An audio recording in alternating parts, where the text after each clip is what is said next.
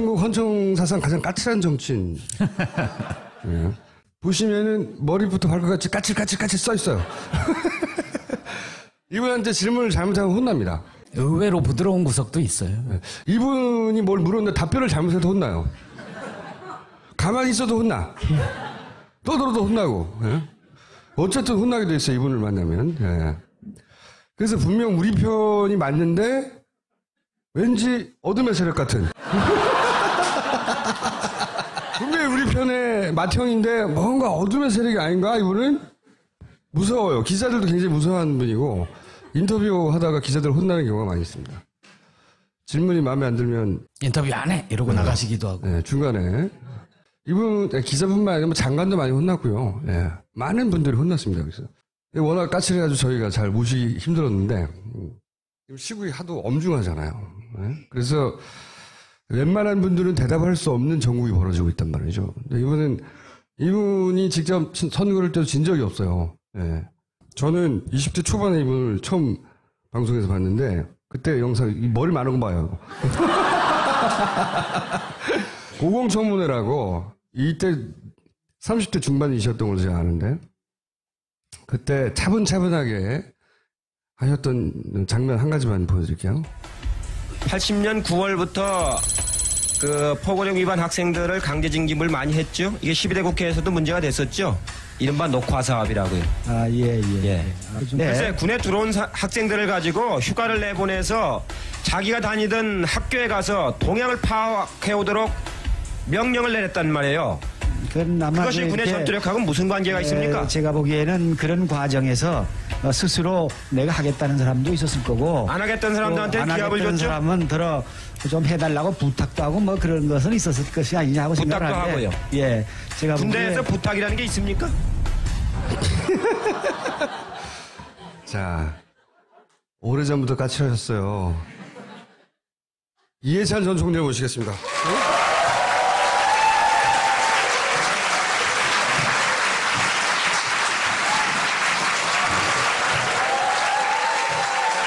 네, 오늘 특별히 꽃이 나와 있는 건가요?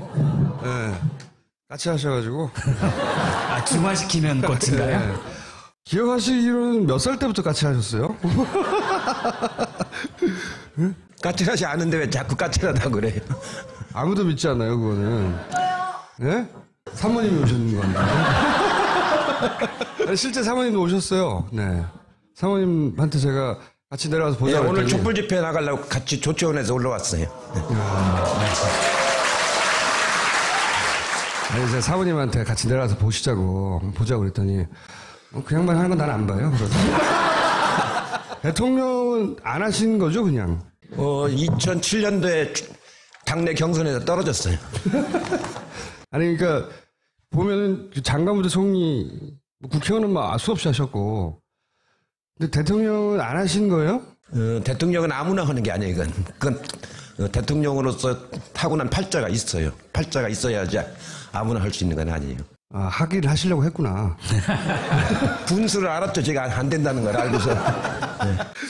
자, 제가 모신 이유는 뭐냐면, 하기 어려운 이야기들이 있어요. 당내 누구도. 예를 들어서 이제 선거 이야기 중에 민주당 얘기부터 한번 해볼게요. 이제 민주당의 대선 이제 잠재 후보들이 다들 와가지고 총리님한테 캠프로 와달라고 막 처음에 부탁했다는데 그게 사실인가요? 예, 부탁은 다 받았죠. 받았는데 경선 때까지는 제가 중립을 지키고 본선 때는 하여튼 죽을 힘을 다해서 뛰겠다고 그랬죠. 다 왔어요? 여기저기서? 4분. 아, 그럼 김부겸 의원만 안 왔군요. 김부겸 의원도 왔죠. 5분. 이 어둠의 세력을 적으로 돌리면 안 되기 때문에. 근데 다 거절하니까 그럼 좋다. 우리한테 안 오는 건 좋은데 딴 데는 제발 가지 마라 그랬다면서요. 예. 자 그러면 요즘 이렇게 핫해졌다가 잠시 주춤하는 안희정 도지사는 지금 뭘 잘하고 있고 뭘 잘못하고 있는 겁니까? 안희정 지사가 아주 예의가 바르고 말을 겸손하게 잘하고 그래서 충청도 스타일로 아주 평이 좋습니다. 굉장히 좋고 공부도 아주 많이 했고 도지사 하면서 아주 좋은 성과도 많이 냈고 근데 이제 그 요새 문제가 되고 있는 연정, 예. 그다음 선의, 예. 이 두 단어가 이제 여러 가지 발목을 많이 잡았죠. 연정은 대상이 누군지를 설정하지 않고 무차별 연정이냐 이런 오해를 많이 받았고, 선의는 선의가 아닌 걸 선의라고 인정을 하니까 악의를 선의라고 인정을 했단 말이죠. 그 점이 말하자면 좀 의심을 받은 셈이죠. 그래가지고 지금 그 좀 막 성장을 하다가 좀 주춤하고 있죠. 앞으로는 어떻게 될까요? 이제 경선이 이제 얼마 안 남았으니까 경선 가서 이제 승부가 나야 될 텐데 현재로 봐서는 쉽지는 않은 싸움 같아요, 보니까. 이재명 시장도 안희정 지사가 뜨기 한 달 전쯤에는 바로 그 자리에 있었어요. 그분은 뭘 잘했고 또 뭘 실수했나요? 이재명 시장은 뭐 별명 그대로 사이다라고 그러잖아요. 그러니까 말을 시원시원하게 하고 아주 간명하게 하고 그런 점 가지고 그 촛불광장에서 상당히 호응을 받았었는데 크게 뭐 실수한 건 없습니다. 실수한 건 없는데 아무래도 이제 그 전국적인 선거를 처음 해보는 거기 때문에 그런 그 뭐라고 그럴까요? 좀 말은 시원스럽게 하는데 정책 내용이 그걸 채워주질 못하는 그런 좀 아쉬움이 좀 있는 것 같아요, 보니까. 그리고 이제 문재인 전 대표는 어쨌든 두 분이 사이가 안 좋으세요? 그런 소문도 있어요? 저하고요? 예. 문재인 후보하고? 예. 아니. 답 끝이에요? 아니에요? 2012년도 예. 정치를 안 하시겠다는 분을 이제 청와대 끝나고 나서 이제 부산에 가 있었잖아요. 그래서 정치 안 하시겠다는 분을 그 정치권으로 다시 끌고 들어와가지고 국회의원 후보도 하고 나중에 대선 후보도 나가고 하는 거를 만드는데 제가 1등 공신입니다. 나쁜 일을 하셨네요. 아니, 그 이후에 지난 대선 직전에 왜 당시 이제 물러나셨잖아요. 그때 그 선대위원장이었던가요? 그때 당대표였는데 당대표 참 당대표였는데 이제 단일화를 하기 위해서는 이제 당대표 자리를 비워놔라 뭐 그런 요구가 있어가지고 그게 요구 어디서 왔고 그때 그래서 사이가 안 좋아졌다 뭐 이런 얘기도 있었는데. 아니에요. 그 처음엔 제가 이제 제가 그래도 당대표를 맡고 있어야 이번 선거를 이길 수 있다 이렇게 생각해서 처음에는 거절을 했는데 또 이제 선거 등록 임박해서 또 단일화를 해야 되니까 그 당대표를 좀 사임을 해야 되겠다는 요구가 있어서 잘못하면 저로 인해서 단일화가 안 돼버리면 곤란하잖아요. 그래서 그때 이제 그 사임을 했죠. 사임을 했는데 지나고 나서 지금 생각해 보면은 제가 사임을 안 하고 끝까지 당을 끌고 갔어야 되는데 지금은 좀 제가 잘못 판단했다 이렇게 생각을 하고 있습니다. 없는데 이제 국민의당 얘기도 하면 대선 직전에 혹시 두 당이 뭐 어떤 식으로 연다든가 그런 가능성은 없을까요? 이제는 국민들이 그런 식 연대를 원하는 것 같지는 않아요. 이제 전에도 제가 말씀을 드렸는데 후보자 단일화, 뭐 당 간의 연합 이런 건 이제 너무 진부한 거고 오히려 유권자 단일화, 유권자가 스스로 맞은 하나의 후보로 통일하는 그런 유권자 단일화가 오히려 훨씬 더 한층 더 격조가 높은 유권자의 시대를 만들어가는 그런 그 결과를 가져올 것 같아요. 그래서 민주당하고 국민의당이 원래 한 뿔에서 나왔으니까 나중에 결국은 선거가 막판으로 치닫으면 연대할 수 있다 이런 전망도 있는데 그렇지는 않을 것이다. 지금으로 와서는 그런 걸 하는 걸 국민들이 원치 않는 것 같아요. 당당하게 스스로 당선이 되라. 그리고 나중에 국가를 끌어갈 때는 같이 해도 좋은데 선거 때까지 그런 말하자면은 인위적인 단일화 이런 거는 이제는 식상해진 것 같아요. 안철수 의원은 뭘 잘했고 뭘 잘못했나요? 그분은 제가 친하질 않아요. 잘 몰라요. 아니 친하진 않으신데 이제 오랜 내공으로 이렇게 살펴봤을 때 이런 건 잘하고 있고 이건 좀 아쉽네 이런 건 있을 수 있지 않습니까? 그분 책을 제가 한번 봤는데요. 지난번 대선 나왔을 때 책을 이렇게 보니까 정책이 그렇게 천착돼 있는 정책이 아니고 맞아요. 신문으로 말하면 그 제목용으로 이렇게 돼 있는 이제 그런 정도인데 저도 이제 정치도 오래 하고 해보지만 정치라는 건 굉장히 복잡한 겁니다. 굉장히 복잡하고 막 살아있는 생물이라고 하잖아요. 수시로 막 변해가고 그래서 피상적으로 알아가지고서는 능동적으로 대처를 못하는 거거든요. 정치야말로 제가 해본 일 중에서 제일 어렵고 복잡한 게 정치입니다. 너무 단순하게 생각하시는 경향이 있지 않은가 싶어요. 그분이 예. 좋은 점도 하나 말씀해 주셔야지 그래도. 좋은 점은 여러 가지 뭐 새로운 분야를 개척하는 그런 바이러스 그걸 개척해서 바이러스를 개척. 자, 그러면 국민의당에서는 누가 말해도 이제 박지원 원내 대표죠, 이제. 대표가 당을 분위기를 주도해 가잖아요. 그분은 어떤 분이고 이번 대선에서는 어떤 역할을 하게 될지 뭘 조심해야 됩니까? 글쎄요. 그 지금 국민의당이 호남인들한테 그렇게 많은 지지를 못 받고 있기 때문에 그런 개별 목소리로 하는 역할은 크게 작용을 못하고 그 대선이라고 하는 국민들의 감동을 얻을 정도로 진정성을 가지고 해야 되거든요. 그 진정성이 없이 그냥 입으로 하는 것은 영향을 크게 못 주기 때문에 저는 뭐 그렇게 의미 있게 생각은 안 합니다.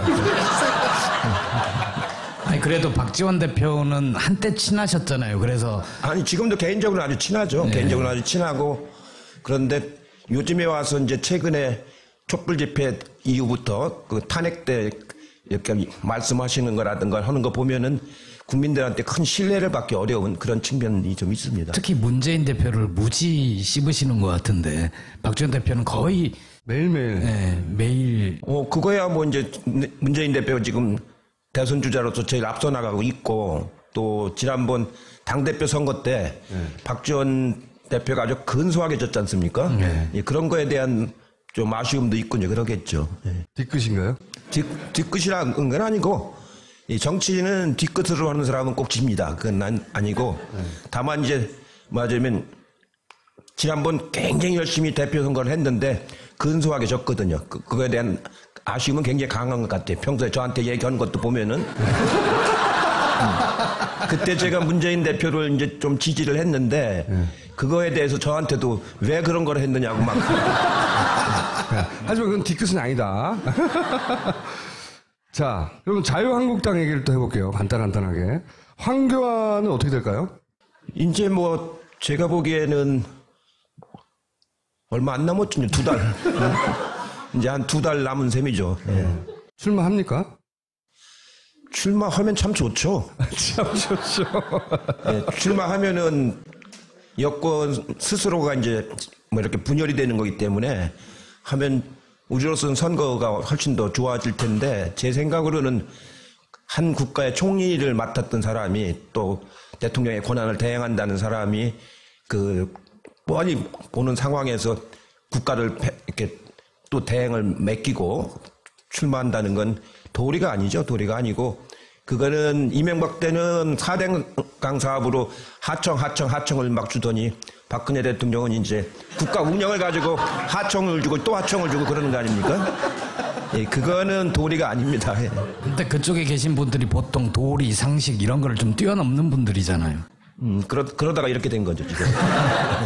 홍준표 요새 그 경남도지사에 대해 주목을 많이 하는데 그분의 가능성은 어떻게 보세요? 글쎄요, 홍준표 지사는 그 전부터 제가 잘 아는 사람인데 전투력이 있잖아요. 전투력보다는 막말이죠, 막말인데. 막말 전투력, 예. 근데 그런 분이 국가를 맡으면 안 되죠. 된다 안 된다 당이 말고 보수 진영에서 이렇게 후보로 급성장할 수도 있지 않습니까? 워낙 무주공산이라. 우리나라 보수가 그렇게 수준이 낮지는 않거든요. 예. 이 보수 진영 사람들이 그 아주 일부 아주 수구적인 사람들 빼놓고 나머지 사람들은 상당히 높은 수준에 있습니다. 다만 성향이 이제 말하자면은 그 달라서 그렇지 그분들 이렇게 수준이 낮고 그런 사람들은 아니거든요. 친박 일부만 의원할 적에 보면은 의원들이 300명 있지 않습니까? 서로 말은 안 해도 다 내심으로는 평가를 해요. 저기는 어느 정도까지 갈 사람, 저기는 어디까지 갈 사람 이렇게. 그런데 홍준표 도지사는 어디 정도까지 갈 사람으로 평가됐었나요? 아마 이 다음 선거에서는 쉽지 않을 거요. 거기서 당선된다는 거예요. 그러면 최근에 이제 이 친박 집회 나와가지고 갑자기 목소리를 높이는 김문수 도지사의 가능성은 있을까요? 거기는 제 친구인데요. 네, 대학교 때부터 친구인데 요새는 아마 저희 친구 중에서 그렇게 뭐라 할까요? 망가졌다고 그럴까요? 네, 그런 사람은 없어요. 우리는 70년대 굉장히 학생운동하면서 박정희 밑에서 힘들게 싸워왔기 때문에 그 뭐랄까 일종의 자부심도 있고 자존심도 있고 그래서 그런 거에 대한 만약 자기의 그 어떤 역사적인 행위 이런 거에 대해서 굉장히 뭐랄까 자부심을 가지고 살아왔거든요. 그런 점에서 김문수 전 경기지사죠. 좀 안타깝죠. 저하고 아주 친한 친구입니다. 하지만 많이 망가졌다. 네. 회복이 안 될 것 같죠. 이미 도를 지났죠, 이제도. 이번에도 처음에는 탄핵을 해야 된다고 그렇게 강하게 주장했잖아요. 네, 그렇죠. 그러다가 요새는 반대 집회에 와서 막 또 거꾸로 주장을 하지 않습니까? 네. 왜 그럴까요? 예, 그게 이제 뭐랄까요? 정신줄을 놓으면 그렇게 되죠.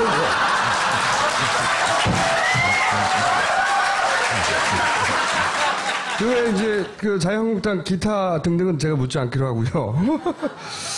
자, 바른정당. 이 바른정당은 자유한국당하고 대선면에서 어떻게 될까요? 합칠까요? 아니면 후보 단일화를 할까요? 그건 잘 모르겠어요. 근데 그 두 당 사이에 골이 깊기 때문에 감정적 골이 깊어요?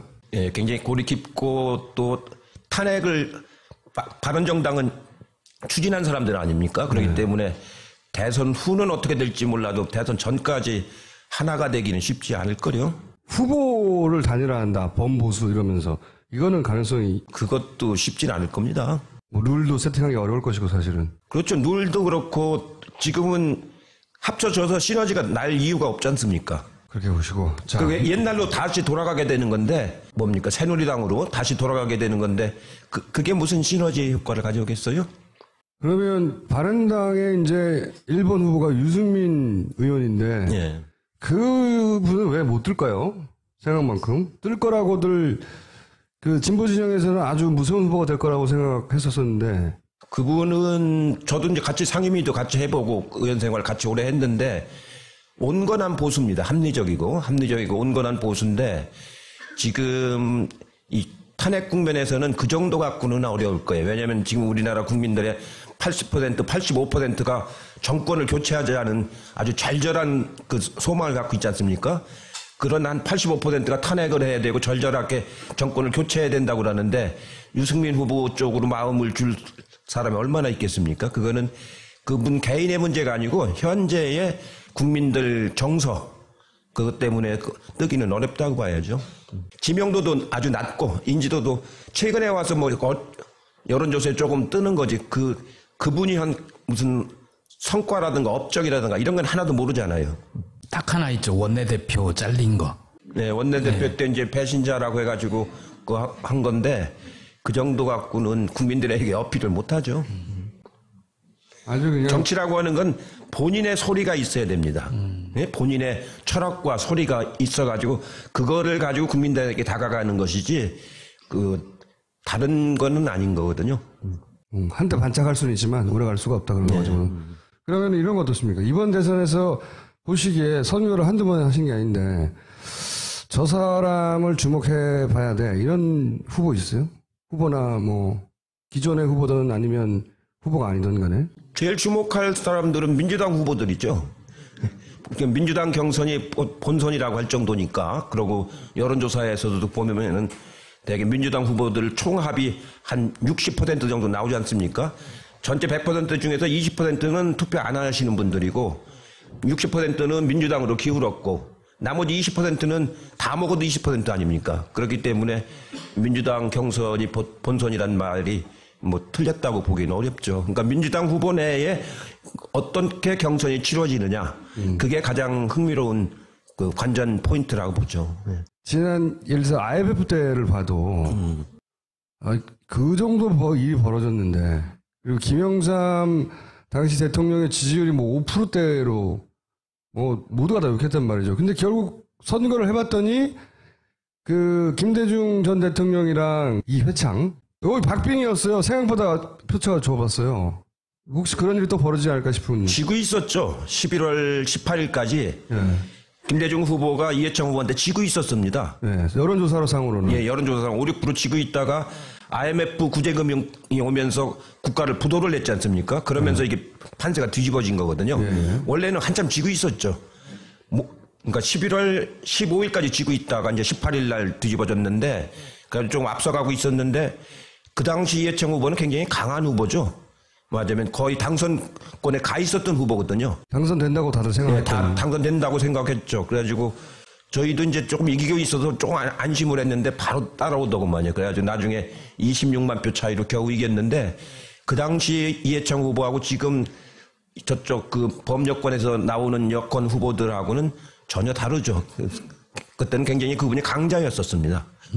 제가 그때 선거 기획을 맡았는데 이해창 후보를 떨어뜨린다는 건 거의 저는 불가능할 것 같았었거든요. IMF가 없었으면은 실제로 어려웠을 겁니다. 그 이쪽 진영이 이긴 그 김대중 노무현 대통령의 선거도 원사이드하게 이긴 게 아니었거든요. 그렇죠. 2002년도도 이해창 후보가 또 나왔지 않습니까? 그래가지고 한참 지고 있었죠. 이해창 후보는 30몇 프로 가고 있었고 노무현 후보는 17% 정도밖에 안 됐거든요. 반밖에 안 됐는데 정몽준 후보하고 단일화가 마지막에 됐잖아요. 한 달 남겨놓고. 그러면서 이해창 후보를 추월을 했죠, 이제. 근데 나중에 끝나고 나니까 역시 노무현 대통령도 그때 한 50만 표 차이로 겨우 한참 이겼죠. 따라왔었단 말이죠. 그러니까 지금 이 전국도 그렇게 지금은 유리한 전국이 확실한데 나중에 이제 대선 막바지에 가면 1, 2주 선거 1, 2주 전에 결정 나기도 하잖아요. 많은 경우에. 그때 되면 또 지금보다는 훨씬 더 표차가 줄어들지 않겠나. 이번은 그렇지는 않을 것 같아요. 보면은 이번에는 그 이제 마음의 상처들을 많이 받았단 말이에요. 구 여권을 지지하던 사람들이. 그러니까 여론조사에 보면 응하지 않죠, 요즘에 그 사람들이. 그러니까 상대적으로 민주당이 더 많이 나오는 그런 현상인데 그분들이 투표장에 안 갈 가능성이 높죠. 그때는 이겨야 된다고 하는 그런 게 있어서 이제 투표율을 보면은 그쪽 사람들이 더 높았어요. 근데 이번 흐름은 보면은 이 연세가 많으신 분들, 구 여권 성향인 사람들이 응답률이 많이 떨어지고 오히려 20, 30대들이 더 이제 막 적극적으로 나서는 이런 분위기라서 그 지난번 대선 때하고는 성격이 좀 다를 겁니다. 이번에 촛불 집회가 굉장히 큰 영향을 미친 게 작년 12월에 초선 의원들도 후원금을 거의 다 채웠어요.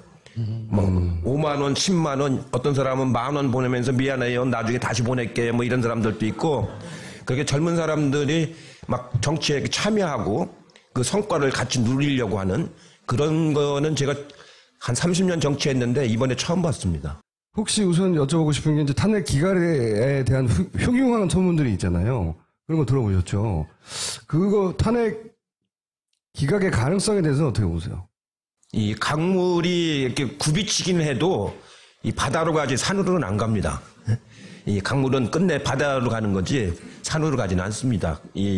지금 이 국면은 뭐 기각이냐 용이냐 차원이 아니고 전체적으로 이제 국가의 어떤 운명을 가름하는 그런 법률적인 행위가 아니고 역사적인 행위이기 때문에 그건 그렇게 기각이 된다거나 그런 거는 결코 없을 겁니다. 만에 하나 100만 분의 1 그렇게 벌어지면 그동안 어떻게 돼요? 일반 국민들은? 일반 시민들은? 이게 황당한 일이 벌어지면? 그 믿음을 가지세요. 믿음을. 사실은 이런 얘기 하더라고요. 이 그 판사들이 하는 말. 제가 이제 주로 판사들한테 말을 물어봤거든요. 어려운 재판일 때 어떠냐고 마음이. 마지막 순간까지도 갈등한대요. 마지막 순간까지도. 이거 지금 기각설 뭐 이런 얘기 물어보면 판사들은 다 들어봤어요. 그런 얘기를. 이거는 좀 다르고요. 판사가 이제 합의부라고 하더라도 그거는 주심이 있고 이제 맞은 배심이 있는 그런 판사 그 재판부고 이거는 8명이 집단 토론을 하는 평의를 거칩니다.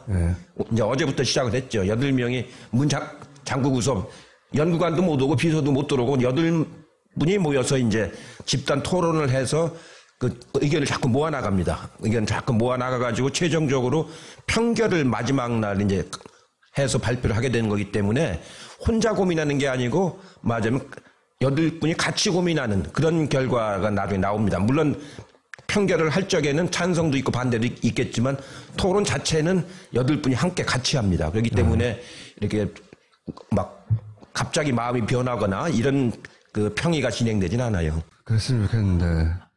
워낙 비상식적인 일들을 많이 해온 집단들이 지금 마지막으로 이게 인용이 되면 우린 다 죽어 이런 상태란 말이죠. 그쪽에서는. 그렇잖아요.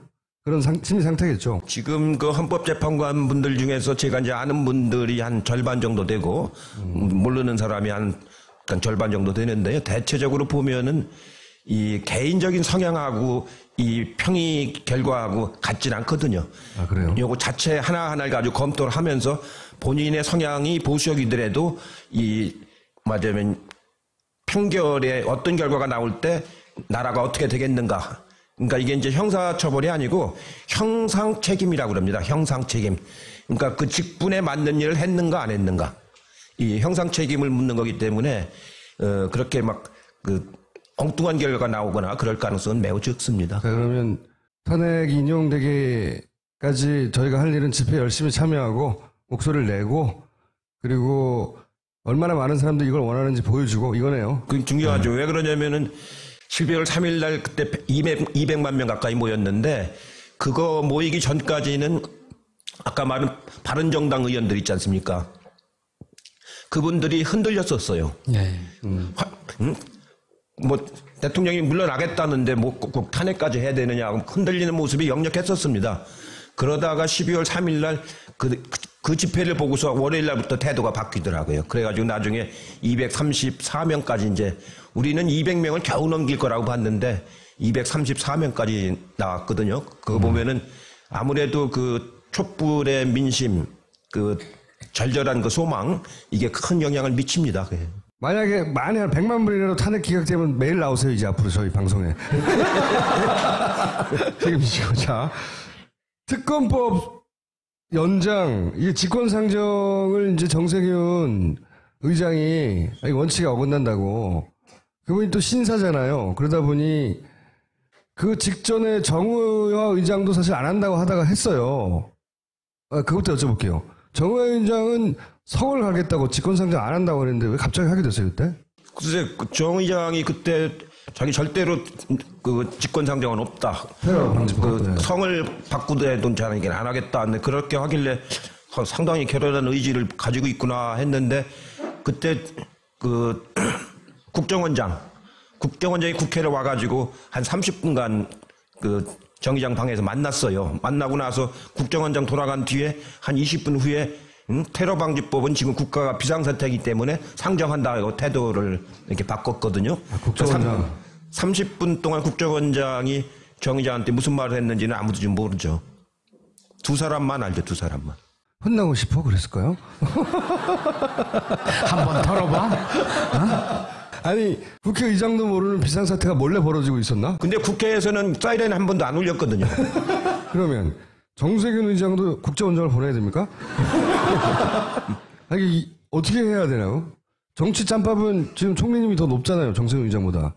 예, 지금 이제 그 대통령이 지금 유고 아닙니까? 대통령이 그 업무가 정지되기 때문에 사실은 지난번 테러방지법 통과할 그때보다는 지금이 더 맞으면 그 뭐랄까 비상사태라고 봐야 되겠죠. 정도의 차이인데 그것도 중요하지만 그 특검이 이제 중간에 중단됨으로써 말하자면 제대로 밝힐 걸 못 밝힌 대목들이 많지 않습니까? 우선 대통령 면담 조사를 한 번도 못했고 청와대 수색도 한 번도 못했고 이런 것들이 가장 중요한 부분을 못하고 지금 특검이 이제 70일이 끝났기 때문에 이걸 중단시킨다는 건 말하자면 그 아주 있을 수 없는 직권남용에 가까운 그런 거라고 봐야죠. 더군다나 그 사유 중에서 보면은 특검이 살아있으면은 대통령 선거에 영향을 준다. 30일 동안 살아있는 거 아닙니까? 특검이 추가로 더 한다면. 그러면 대통령이 지금 탄핵된다는 전제하에 얘기를 하고 있는 거 아니에요. 대통령이 탄핵된다는 얘기는 국정농단을 했기 때문에 더더구나 철저하게 수사를 해야 될 거 아닙니까? 그걸 막겠다는 얘기이거든요. 그런 국무총리실에서 어떻게 그런 논리를 만들었는지 제가 있을 때는 그러지 않았거든요. 그건 논리가 아니잖아요. 말이 안 되는 소리 아니에요. 네, 앞뒤가 안 맞죠. 네. 일단 총리님이 국회의장이다. 그러면 직권상정 하시겠어요? 네, 저는 합니다. 네. 이거는 역사를 바로잡는 일이기 때문에 무슨 그 자그만 그 국회법의 문제가 아니고 역사를 바로잡는 정의를 세우는 일이기 때문에 그건 정치적인 책임을 져야 되는 일입니다. 그거는 무슨 법리라든가 여론이라든가 이런 차원으로 접근해서는 안 되고 내가 이 나라의 역사와 기강을 바로 잡겠다.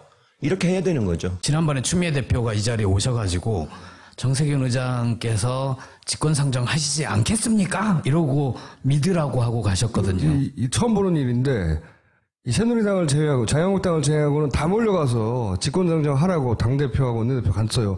그래도 안 한단 말이죠, 이 양반이. 어떻게 하면 할까요? 그 이제 본인의 성향이 이제 그런데 좀 더 이제 국가의 지도자로서 책임감 있는 그런 마음을 가져야죠. 그 마음을 어떻게 대통령의 직무가 정지된 적이 언제 있습니까? 우리나라에서.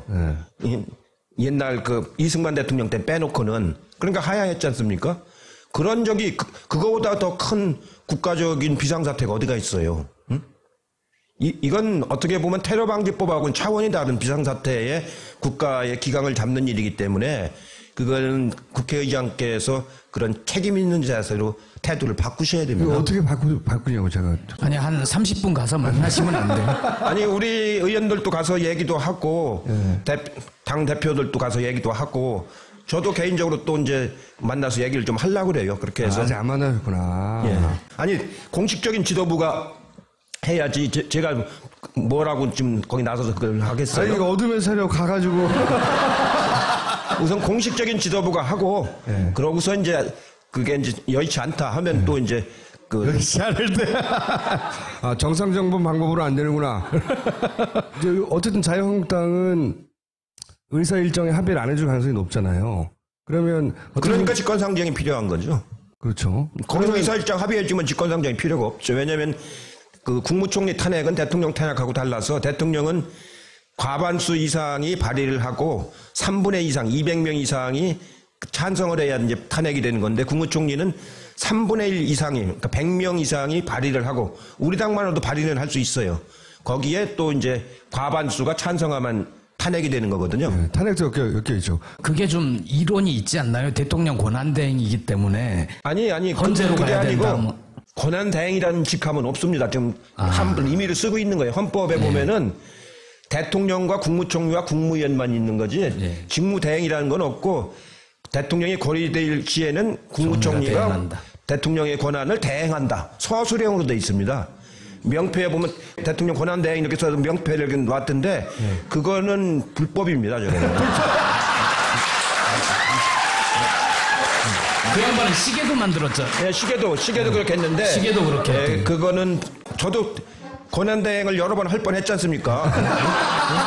그 보면 헌법에 직함이 없어요. 없어. 그렇네요. 그거는 임의로 쓰는 겁니다. 임의로. 그러니까 말하기 쉽게 권한대행 이게 임의로 그냥 비공식적으로 쓰는 건 모르지만 명패도 만들고 시계도 만들고 그런 거는 월권이에요. 월권. 그럼 총리는 해임 결의를 하는 건가요? 총리 탄핵. 총리도 탄핵. 해임은 건이 아니고 탄핵은 이제 2분의 1로 해서 국회에서 이번에 박근혜 대통령처럼 탄핵이 되면은 그게 헌재로 넘어가죠. 네. 근데 이제 거기에 대해서 이런 얘기도 하잖아요. 이 진보 진영의 이제 사사하는 걱정일 수도 있는데, 아니 대통령 탄핵했는데 총리까지 탄핵하면 역풍이 불어서 안 된다라고 발을 빼는 사람도 없지 않아 있어요. 그건 어떻게 해석하십니까? 그건 뭐 역풍이 불지 순풍이 불지는 모르죠. 그러나 그게 이제 뭐 그것도 감안은 해야 되지만 그건 너무 이제 정치 공학적인 판단이고 우리가 여기서 해야 될 거는 말하자면 그 나라의 그 기강을 바로 잡는다. 특히 이제 말하자면 이 대통령 탄핵을 둘러싼 여러 가지 그 기강을 바로 잡는다라는 그 원칙이 더 중요한 거지. 바람이야 뭐 이리 갔다 저리 갔다 뭐 봄바람도 있고 뭐 가을바람도 있고 그런 거죠. 아니 근데 헌재로 가게 되면 헌재는 지금 박 대통령 건으로 평의를 열고 이제 꼭 결정을 해야 되는데 또 바로 또 다음 건이 또 와 있으면 그러니까 힘들지 이제 않을까요? 그래서 총리에 대한 탄핵은 그 정치적으로 실효성은 별로 없습니다. 왜냐하면 헌재에 가서 그 또 이제 그걸 거쳐가지고 하려면 이미 대선은 다 끝나 있거든요. 네? 대선이 인용되면 이제 60일 내에 선거를 해야 되니까 5월이면 다 끝나 있지 않습니까? 헌재는 그때까지 거의 가지도 못하고 있고 그래서 실효성은 없는데 원체 그 국무총리가 저렇게 황당한 역할을 했기 때문에 그거에 대한 분노가 그렇게 표출된다고 보시면 되는 거죠. 그거는 정치적 제스처에 가깝고, 그렇지만 특검 연장은 굉장히 구체적으로 해야 되는 일이잖아요.